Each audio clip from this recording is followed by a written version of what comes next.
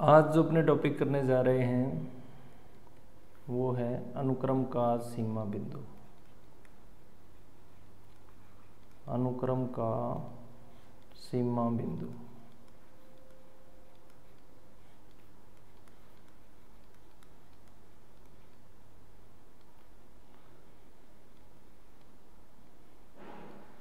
तो सीमा बिंदु की सबसे अगर डेफिनेशन की बात करें तो एक वास्तविक संख्या अल्फा, रियल नंबर कोई अल्फा, अनुक्रम एक्सन का, इस अनुक्रम का ये वाला जो अल्फा हमने लिया है बिलोंग्स टू आर, ये इसका सीमा बिंदु कब कहलाता है?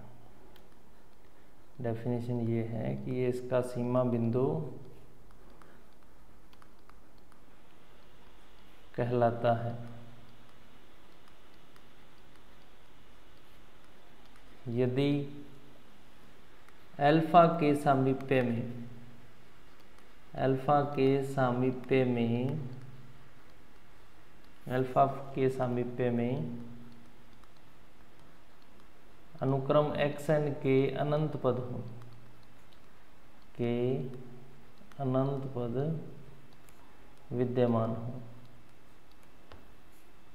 अनंत पद विद्यमान हो, उस कंडीशन में हम अल्फा को क्या बोलेंगे? सीमा बिंदु कहते हैं। अब सामीप्य का मतलब ये है कि जैसे हमारे पास एक्सन माइनस अल्फा है, लेस देन एप्सिलॉन हमने लिया,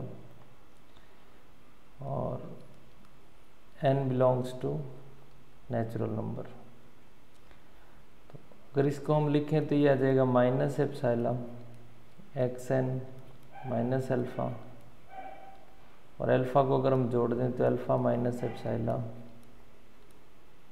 एक्सन अल्फा प्लस एप्सिलॉन, यह हमारे पास आ जाएगा x n belongs to alpha minus epsilon alpha plus epsilon. तो इसमें एक्सन के क्या है? अनंत पद विद्यमान है। तो हम कह सकते हैं कि जो हमारे पास अल्फा है वो क्या है? लिमिट पॉइंट है। अब इसको हम दो नाम इसके और भी हैं, इसको हम पुंज बिंदु भी बोल देते हैं। क्या बोलते हैं? पुंज बिंदु, या इसको गुच्छ बिंदु भी बोल देते हैं।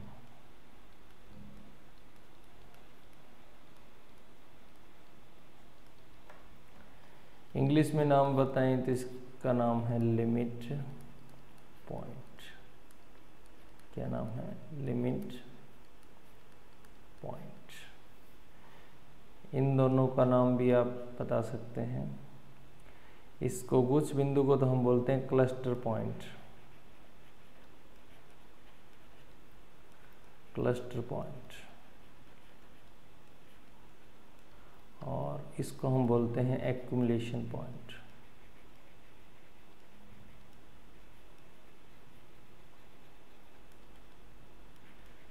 तो इन तीनों में से अगर कोई सा भी नाम आता है तो हमारे पास सीमा बिंदु के बारे में बात करना चाहता है, और हम कहते हैं कि कोई भी वास्तविक संख्या रियल नंबर अल्फा एक्सन का सीमा बिंदु कहलाता है यदि उसके सामीप्य में क्या हो? एक्सन के अनंत पद विद्यमान हो। अब ये क्या होता है कि जैसे आप इसके बारे में सीमा बिंदु की थोड़ी सी विशेषताएं हम लिख लें। अब कोई अनुक्रम हमारे पास एक्सन है, तो ऐसा नहीं है कि एक्सन का सीमा बिंदु होगा ही। सीमा बिंदु हो भी सकता है और नहीं भी हो सकता, सीमा बिंदु अद्वितीय भी हो सकता है, और सीमा बिंदु परिमित भी हो सकते हैं, और सीमा बिंदु अपरिमित भी हो सकते हैं। तो इसका सीमा बिंदु होना आवश्यक नहीं है भी। हम कह दें कि हमारे पास अनुक्रम है, सीमा बिंदु होना आवश्यक नहीं है। हो भी सकता है और नहीं भी हो सकता। अब सीमा बिंदु अद्वितीय भी हो सकता है कि किसी का एक ही सीमा बिंदु हो, अद्वितीय।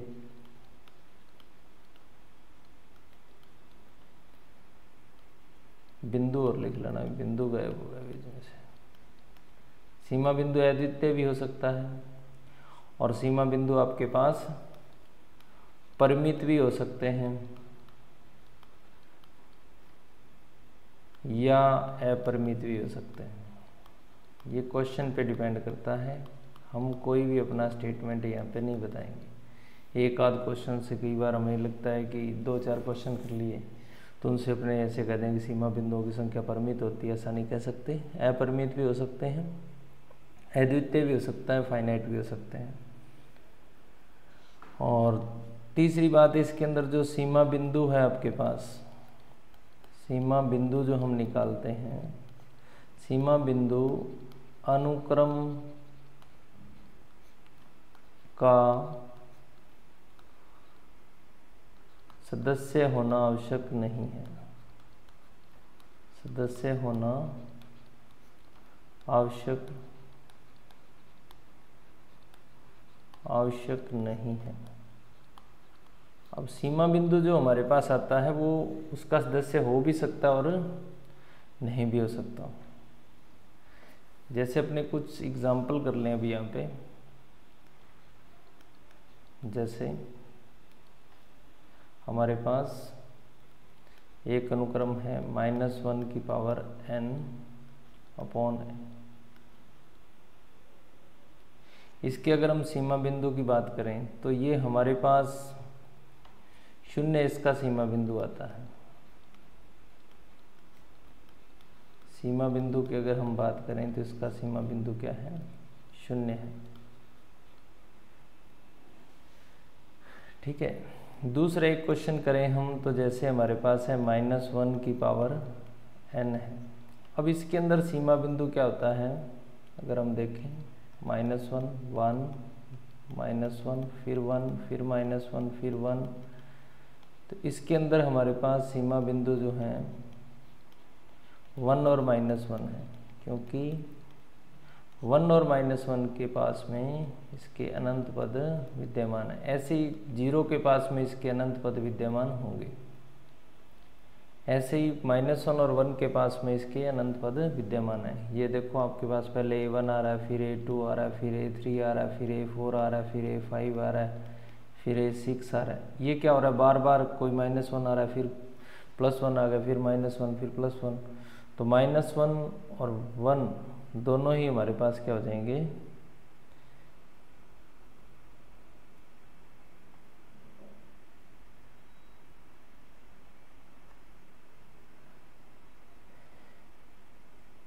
-1 और 1 दोनों ही हमारे पास क्या हो जाएंगे, सीमा बिंदु हो जाएंगे। उसके बाद में एक क्वेश्चन और हम देखते हैं, जैसे क्वेश्चन नंबर 3 है। जैसे हमें दे रखा है -1 की पावर n, 1 + 1/n है। इसको अगर हम देखें तो इसके अंदर आप अगर वैल्यू देखते हैं इसकी, तो जब आपने n को सम रखा तो यहाँ से आपके पास आएगा 1 + 1/n।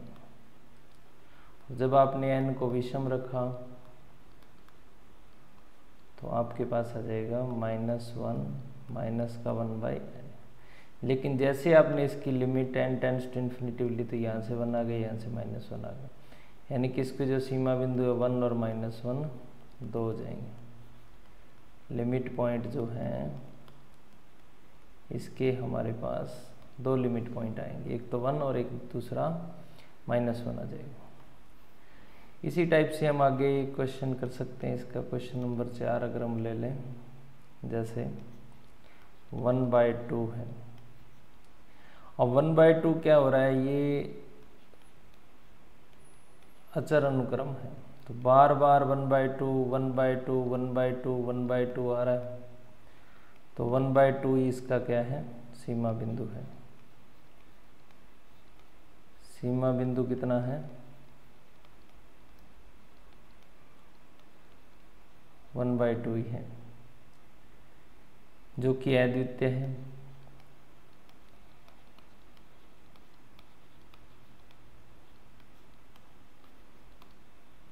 ठीक है, इस प्रकार से हम क्या कह सकते हैं, सीमा बिंदु ज्ञात किया जा सकता है। तो ये कुछ क्वेश्चन अपने करे थे सीमा बिंदु के से संबंधित। अब आगे हम बढ़ते हैं नेक्स्ट, जो हमारी है कुछ थ्योरम। पहली थ्योरम जो हमारे पास है वो है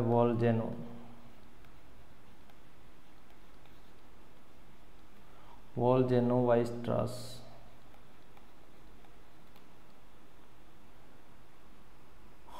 वॉल्जेनो-वाइस्ट्रास थ्योरम क्या कहती है हमें, प्रमेय जो है वो क्या कहती है,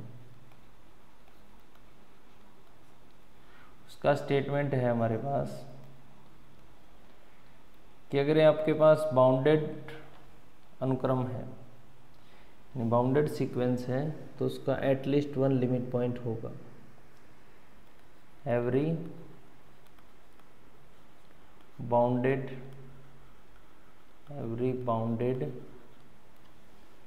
sequence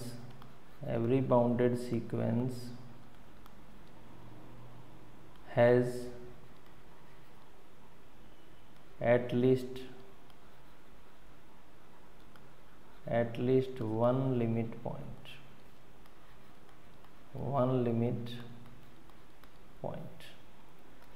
यानी कि अगर हमारे पास कोई बाउंडेड सीक्वेंस है तो उसका लिमिट पॉइंट होता है, कम से कम एक लिमिट पॉइंट हमें अवश्य मिलता है। ये हमारे पास एक प्रमेय है। अब हमें अगर पता चल जाता है कि ये बाउंडेड सीक्वेंस है तो उसका कम से कम एक सीमा बिंदु हमारे पास ज़रूर होगा। फिर उसके बाद में आता है हमारे पास next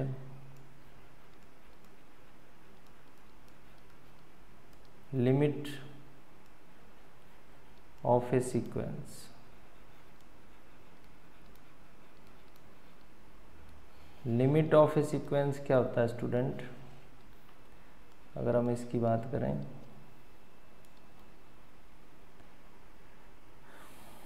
limit of a sequence की अगर हम बात कर लें तो ये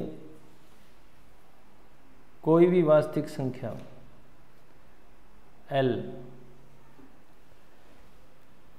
L जो है वो लिमिट पॉइंट होगी, लिमिट होगी सीक्वेंस की, अगर वो इस कंडीशन को फॉलो कर जाती है।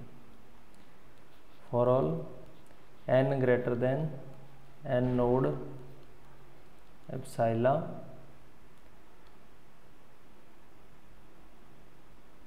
अगर इस कंडीशन को फॉलो करती है तो अब यहाँ पे जो n नोड है और एप्सिला है ये एक दूसरे पे डिपेंड करने चाहिए।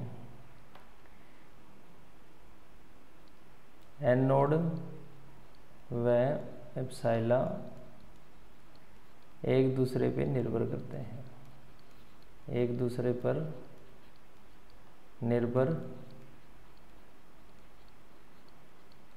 करते हैं। अगर ये कंडीशन हमें किसी क्वेश्चन में मिल जाती है तो हम कह देते हैं कि L क्या है, यहाँ पे सीमा है या लिमिट है, अनुक्रम की सीमा है, अनुक्रम की सीमा है, ये हम कह सकते हैं। जैसे हम देखते हैं एक क्वेश्चन, जैसे 1/n है हमारे पास,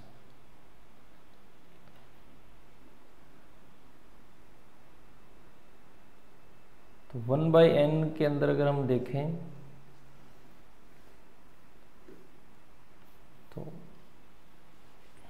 limit n tends to infinity जैसे आपने किया तो 1/n हमारे पास क्या आ गया, 0 आ गया। तो 0 इसका क्या है, 0 इसका लिमिट पॉइंट भी और लिमिट भी है।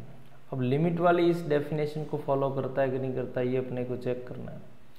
तो हमने कहा कि 1/n जो है इसकी लिमिट 0 है, लेस देन एप्सिलॉन, तो 1/n लेस देन एप्सिलॉन, यानी 1/एप्सिलॉन ग्रेटर देन 1/एप्सिलॉन लेस देन n। तो हम ये कह सकते हैं कि हमारे पास अगर एप्सिलॉन की वैल्यू हम 1/4 ले लें तो 4 लेस देन n हो जाएगा, यानी कि जो n नोड है हमारे पास उसकी वैल्यू हमारे पास 4 आ जाएगी। और जैसे हम एप्सिलॉन की वैल्यू क्या लेते हैं 1/2 लेते हैं, तो ये हमारे पास आ जाएगी 2 लेस देन एप्सिलॉन, यानी कि n नोड की वैल्यू हमारे पास 2 आ जाती है। इसी प्रकार से यदि एप्सिलॉन इक्वल टू हम 1/3 ले लेते हैं तो ये हमारे पास 3 बन जाता है, यानी n नोड की वैल्यू हमारे पास आ जाती है 2। तो प्रत्येक कंडीशन में n नोड किस पे डिपेंड करता है 3 आ जाएगी। किस पे डिपेंड कर रहा है, एप्सिलॉन के ऊपर डिपेंड कर रहा है। ये दोनों एक दूसरे पे डिपेंड है। जैसे एप्सिलॉन की वैल्यू चेंज हो रही है तो n नोड की वैल्यू चेंज हो रही है। तो इसका मीन्स हमारे पास इसकी जो लिमिट है वो क्या हो जाएगी, limit of sequence xn equal to कितना आ जाएगा 0 आ जाएगा। ये इसका लिमिट पॉइंट भी है। अब कईयों के क्या दिमाग में रहता है,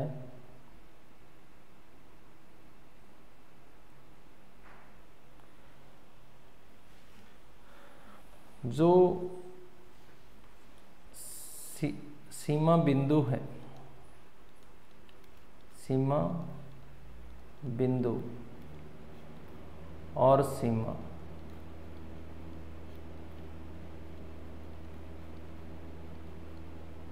सीमा बिंदु और सीमा में डिफरेंस की अगर हम बात करें कि डिफरेंस क्या है,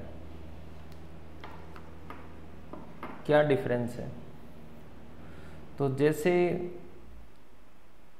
सीमा बिंदु जो है ये वाला,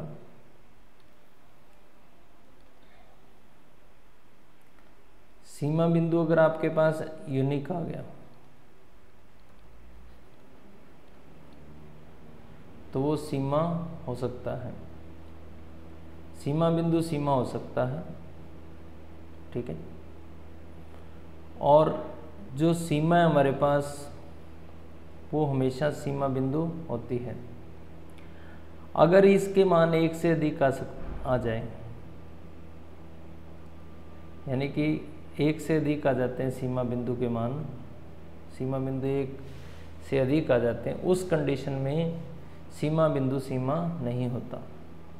तो हम यहाँ पे लिख लेंगे, जब सीमा बिंदु 1 से अधिक हो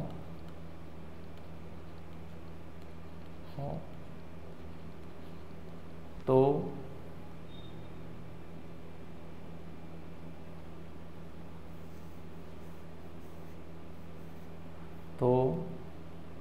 वे सीमा नहीं होते, वे सीमा नहीं होते। अगर अद्वितीय हो, अगर हमारे पास ये यूनिक आ रहा है, जो सीमा बिंदु अगर वो अद्वितीय है, यूनिक है, तो वो सीमा बिंदु जरूर होगा। तो यानी कि हम यहाँ से एक स्टेटमेंट बना सकते हैं, एवरी लिमिट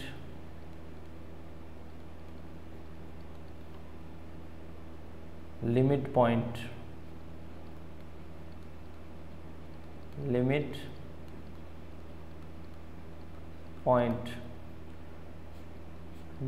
बट इसका रिवर्स नहीं है कि एवरी लिमिट पॉइंट लिमिट नहीं होता। तो इसके लिए आप एक एग्जांपल भी कर सकते हैं, जैसे -1 की पावर n है। अब इस सीक्वेंस की अगर हम लिमिट पॉइंट की बात करें तो 1 और -1 है, ये इसके लिमिट पॉइंट है। ये क्या है, इसके लिमिट पॉइंट है,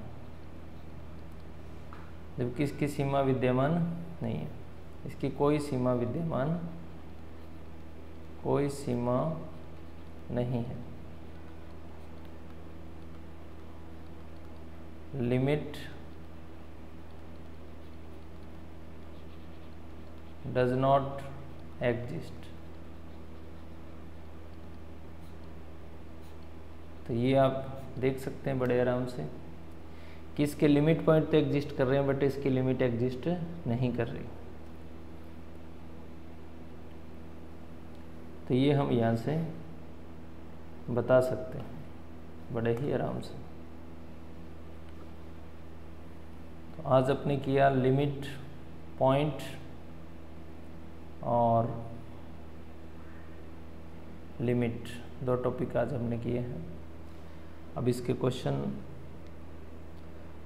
भी हमने बता दिए आपको। नेक्स्ट जो लेक्चर होगा उसके अंदर हम करेंगे कन्वर्जेंट, डाइवर्जेंट, ऑक्सीलेटरी, फाइनाइट और इनफाइनाइट।